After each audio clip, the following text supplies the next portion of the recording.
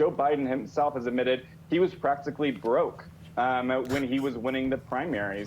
And part of the reason was he had no small dollar donations. Bernie Sanders and Elizabeth Warren had much more robust small dollar donation programs. And it's not necessarily that Joe Biden has hired some people from Elizabeth Warren's campaign that specialize in this sort of grassroots fundraising.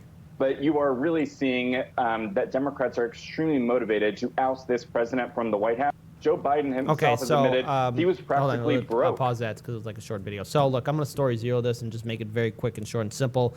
I find it ironic that now Joe Biden has to hire the Warren campaign and people who are associated with her grassroots organization to somehow get more funding. See, this goes back to something that myself, Daniel, and everyone else here at Heartlands Media said.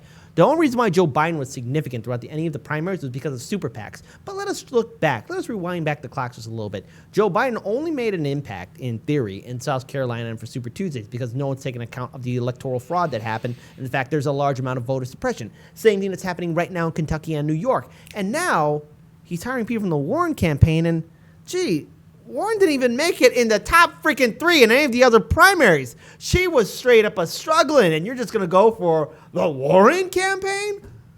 She couldn't even win her own state on Super Tuesday.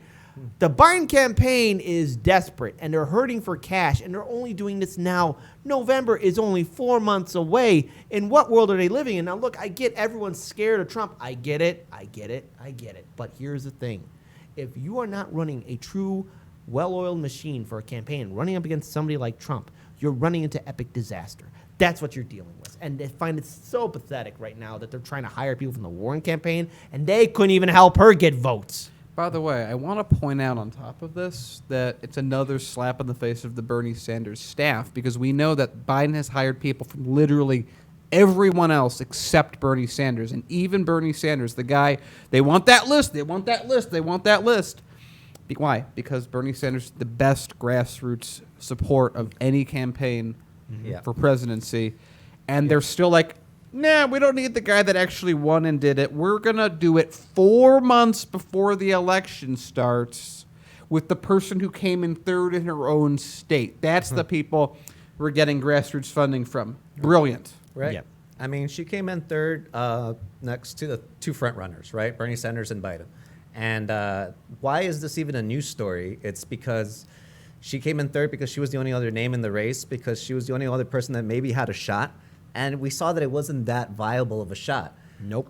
But she gets to verge a lot of what the hard work that Bernie Sanders people sacrificed years of their lives for, which was, running on no super PACs. Although she did kind of take PAC money, and then there was a big argument about whether Bernie was or not.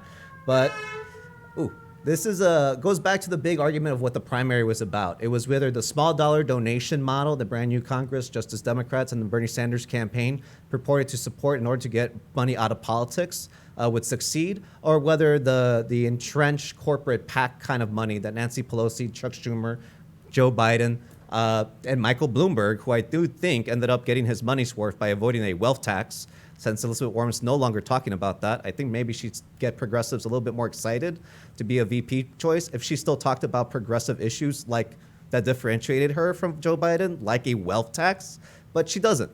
So I don't know what adding people from her campaign would do for Joe, but I know the news story was because Joe Biden is not going to get the same amount of small dollar donations anywhere close that Bernie Sanders did, let alone not even Elizabeth Warren, I think. They're not going to match. They're not going to have that metric, and that's going to hurt his campaign, and it's going to be part of the Trump narrative of you bought this election, you stole this election, you're just as corrupt and racist as me. Yeah.